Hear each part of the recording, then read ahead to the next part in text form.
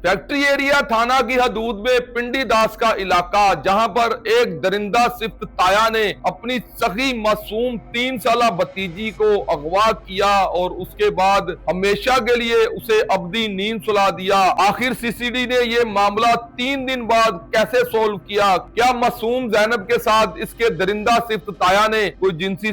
भी की थी या फिर इसे 50 फुट गहरे नाले में वैसे ही फेंक दिया था? और ये जैनब की लाश को बरामद करने में कितने दिन लगे और सीसीडी को ये कैसे पता चला कि ये जैनब का कातिल इसका सगा ताया है? क्योंकि ये मक्कार शख्स लोगों के साथ गले मिलता रहा और रोता रहा और बिलबिलाता रहा। आखिर इस केस के पीछे के मुहरकात हैं क्या कि इस ताया ने इस मासूम नन्ही सी जैनब को 50 फुट गहरे गंदे नाले में क्यों फेंका था? बताने की कोशिश करेंगे आपको आज के इस व्लॉग में। अस्सलाम वालेकुम ख्वातीन व हज़रात, मैं आपका होस्ट अलीज़ा शराजी हूँ। आप लोग अपना चैनल ARS पाकिस्तान देख रहे हैं। नाजरीन, इस चैनल को सब्सक्राइब और बेल आइकन को हिट किया करें ताकि सबसे पहले नई आने वाली वीडियो का नोटिफिकेशन आप तक पहुंच सके। 3 साला मासूम जैनब, जिसको 19 अक्टूबर दोपहर 4:30 बजे उसके अपने ही घर के बाहर से गायब कर दिया जाता है और ये मामला जो है इतना हाईलाइट हो जाता है कि इसका वालिद जो है रऊफ, वो 7-8 घंटे अपनी बेटी को तलाश करता है, मस्जिदों में ऐलान कराता है, क्योंकि ये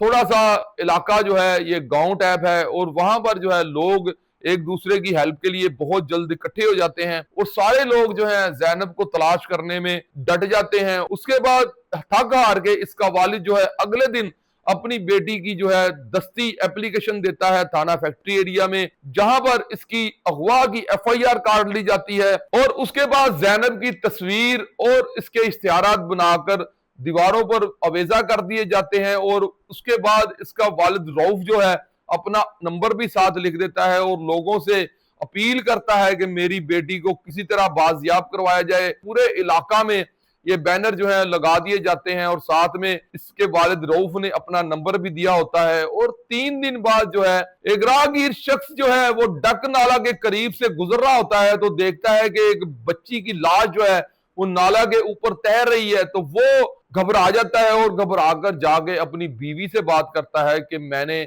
एक लाश देखी है कि वो मासूम बच्ची है, तो उसकी लाश जो है वो तर रही है। तो उसकी बीवी उसे कहती है कि तुमने वो बैनर नहीं देखे, उस बच्ची ने किस कलर के कपड़े पहने हुए थे? वो शख्स अपनी बीवी से डिस्कशन करता है कि उसने इस कलर के कपड़े पहने हुए हैं। तो वही औरत जो है अपने शोहर को बाहर लेके जाती है और जहां पर पोस्टर अवेजा होते हैं वहां से नंबर लेके इसी रऊफ नामी शख्स को कॉल करते हैं और बुलाते हैं और ये डक नाला की लोकेशन इसे बताते हैं। तो रऊफ जो है अपने इलाके के काफी ज्यादा लोगों के साथ जो है वो डक नाला पर पहुंचता है और वहां पर जाके पुलिस को कॉल की जाती है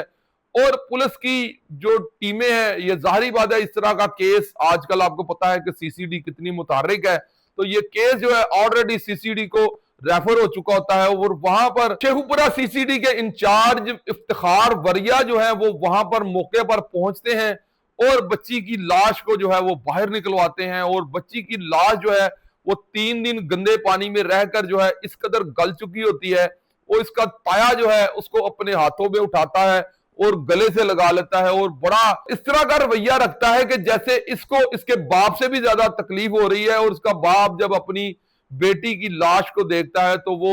वहीं पर गिर जाता है और लोग उसको होश दिलाते हैं, वो बेहोश हो जाता है। उसके बाद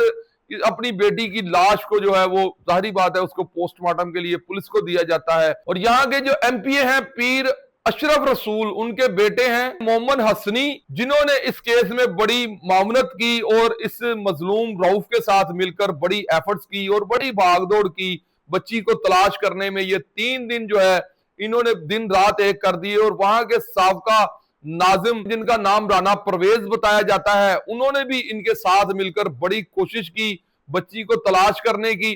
तो इसके बाद जो है जब बच्ची बरामद हो जाती है तो लोग जो भी ताजियत के लिए आते हैं तो वहां पर जो इसका ताया है सफाक जालिम दरिंदा शख्स, इसका नाम राणा उमर फरूक बताया जाता है और लोगों से गले मिल मिलकर फूट फूट के रोता है और मगरमच्छ जैसे आंसू निकालता है और लोगों को ये कहता है कि हमारे साथ ये क्या जुल्म हो गया। और जब सीसीडी को ये मामला सुलझता हुआ नहीं नजर आ रहा होता तो सीसीडी जो है वहां के जितने भी करीबी कैमरे लगे होते हैं लोगों के घरों में, वहां पर जब चेक करती है तो 3 दिन पहले की जब रिकॉर्डिंग देखती है तो पता चलता है कि यही ताया इसी जैनब को अपने गले लगाकर इसी नाला की तरफ जा रहा होता है और 50 फुट ऊपर जाकर इसी बेटी मासूम जैनब जो कि नन्ही परी है उसको उस नाला में जिंदा को फेंक देता है और फेंकने के बाद ये वापस खाली आ रहा होता है। तो जब पुलिस ने इसको गिरफ्तार किया तो इसने आगे से साफ इनकार कर दिया कि मुझे इस बात का कोई नहीं पता। तो जब इसको इसकी सीसी फुटेज दिखाई गई तो इसको थोड़ा सा पुलिस ने अपने रवायती अंदाज से सीसीडी ने जब तफ्तीश की तो ये फर तोते की तरह बोलने लगा और इसने बताया कि मुझे कुछ पता नहीं है कि मेरे ऊपर कोई असेब आ गए थे और ये मामला जो है मुझसे किसी असेब या किसी जिन ने करवा दिया है। ये मेरी 5 बेटियां हैं और ये मैं अपनी से छठी बेटी समझता था, मैंने ऐसा कुछ नहीं किया और ये मुझसे किसी जिन ने काम करवाया। और जब सीसीडी ने इसको फिर रवायती अंदाज के साथ इंटेरोगेशन किया तो इसने फिर बताया कि मेरी 5 बेटियां हैं और मेरे भाई के घर में 2 बेटे और 1 बेटी थी और चंद रोज पहले इसके घर में अल्लाह ताला ने फिर से 1 बेटा दिया और मेरी बीवी ने मुझे इस बात पर मजबूर किया कि तुम अपने भाई रऊफ से कहो कि 1 बेटा हमें दे दे, हमारी 5 बेटियां हैं। और जब इस राना उमर फरूक ने अपने भाई रऊफ से ये बात की तो उसने आगे से ये कहा कि मैं अपनी बीवी से मशवरा करता हूं। तो उसकी बीवी ने आगे से जवाब दिया कि अगर हम अपना बच्चा किसी को दे देंगे तो ऐसा अच्छी बात नहीं है, क्योंकि अगर किसी के घर में बच्चे पलते हैं तो बच्चों के दिलों में एक अजीब सी जो है वो कैफियत होती है और वक्त आने पर ये बच्चों को पता चल जाता है कि हमारे माँ बाप जो है हमें पाल नहीं सके तो हमें जो है किसी दूसरे के हवाले कर दिया। तो उसने अपने भाई को ये इनकार भी नहीं किया और ये कहा कि अभी कुछ दिन सब्र कर लें, अभी मेरी बीवी जो है मैं उसे समझा रहा हूं तो कुछ दिनों बाद मैं आपको अपना बेटा देने की कोशिश करूंगा। जब राना उमर फरूक ने अपनी बीवी को बताया कि मेरा भाई ये कहता है तो उसने बड़ी अजीब अजीब बातें की। तो राना उमर फरूक ने जो है इसी गरज में इसी गुस्से में उस मासूम जैनब को उठाया बाहर से। 19 अक्टूबर 4:30 बजे दोपहर के जैनब जो थी बाहर खेल रही थी तो इसने अकेला पाके जैनब को जो है वो अपने गले लगाया और जो है पैदल ही जो है ये इस नाले की तरफ चला गया और वहां जाकर इसने 50 फुट ऊपर से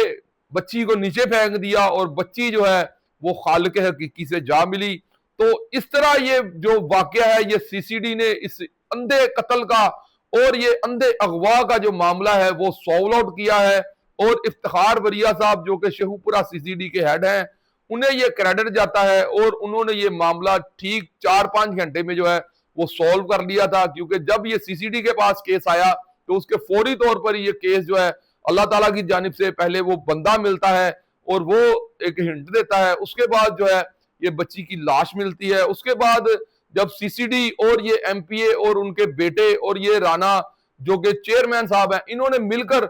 एफर्ट्स करके यहाँ पे सीसी फुटेज देखी और इस बच्ची के ताया के हाथ में ये बच्ची जा रही थी तो फिर इसके ताया ने दरिंदा सिफ्त इंसान के साथ ये जो मामला थे ये सारे सीसीडी ने जो है ओपन कर दिए। और जरा ये बताते हैं कि जो रऊफ नामी ये शख्स था पहले ये लोगों को कह रहा था कि जो भी शख्स मेरी बच्ची के मामले में इन्वॉल्व होगा मैं उसको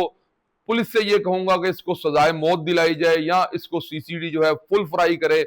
अब देखना यह है कि जब इसका सगा भाई ही इसकी बेटी का कातिल और अगवाकार निकला है अब ये क्या फैसला करता है। जैसा कि आपको पता है कि इस तरह के मामलात में भाइयों के दिल में नरम गोशा आ जाता है। तो जब किसी रिपोर्टर ने इस रऊफ नामी शख्स से पूछा कि अब जबकि तुम्हारा भाई ही तुम्हारी बेटी का कातिल और अगवाकार निकला है अब तुम्हारा क्या जहन है कि तुम क्या चाहते हो, तुम्हें क्या इंसाफ मिलना चाहिए। रऊफ ने आगे से जवाब दिया कि जो भी हो, चाहे ये मेरा भाई है चाहे जो कोई भी है, इसने उस मासूम की जान ली है जो कि बेगुनाह थी बेकसूर थी, उसका तो कोई कसूर भी नहीं था, बेटा तो इसने मुझसे मांगा था, अगर इसने कुछ कहना था तो मुझे कहता। जालिम मेरे भाई राना उमर फरूक ने 50 फुट ऊपर जाके गहरे नाले में मेरी बेटी को फेंका और वो बेचारी खालिक हकीकी से जा मिली। तो इसने यही कहा कि मेरे भाई को भी जो है वही सजा मिलनी चाहिए जो मैं लोगों की जानिब से सोचता था कि जो कोई भी होगा मैं उसके लिए यही चाहता हूं कि या सीसीडी से फुल फ्राई कर दे या उसे सजाए मौत दिलाई जाए। अब आप ये बताएं नाजरीन कि अब कौन से रिश्ते पर एतबार करना चाहिए, क्योंकि आप समझते हैं कि ये चाचा और ताया ये जो है ये बाप की शक्ल रखते हैं और बाप की हैसियत रखते हैं। अगर इन जैसे लोग जो हैं वो भतीजियों पर और अपनी बेटियों पर इस तरह की दरिंदाना नजरें रखेंगे तो बच्चियों का तो अल्लाह ही हाफिज है। तो लिहाजा ये मेरी एक रिक्वेस्ट है कि अपनी जो बच्चियां हैं, जो आपकी बेटियां हैं, वही आपकी ही बेटियां हैं और आप ही उनके वालिदैन हैं। कोई भी उनका वारिस नहीं है, कोई भी उनका मुहाफिज नहीं है। अपनी बच्चियों का पूरी तरह से आप ख्याल रखें। देखें, ये 3 साढ़े 3 साल की बच्ची है, अब ये भी बाहर खेलने गई है तो इसके साथ भी इसका वालिद जाए। इस तरह के दरिंदा सिर्फ इंसान के साथ क्या सलूक होना चाहिए? सीसीडी को आप क्या मैसेज देते हैं कि इस राना उमर फरूक के साथ क्या सलूक होना चाहिए? प्लीज कमेंट्स बॉक्स में जरूर बताइएगा। और आप अगर इस प्रोग्राम के बारे में कोई इंफॉर्मेशन रखते हैं, क्योंकि ये वाकया कोई इतना दूर दराज का नहीं है, ये फूल मंडी गुजरे और साथ ही ये थाना फैक्ट्री एरिया है, वहां का ये वाकया है। तो आप अगर इसके बारे में, यहाँ के इलाके का कोई बंदा अगर देख रहा है तो भी नीचे वो भी कमेंट्स कर सकता है। इसी के साथ अपने मेजबान अली अशराजी को दीजिए इजाजत। देखते रहिए अपना चैनल ARS पाकिस्तान। पाकिस्तान जिंदाबाद, पाक फौज पाइंदाबाद।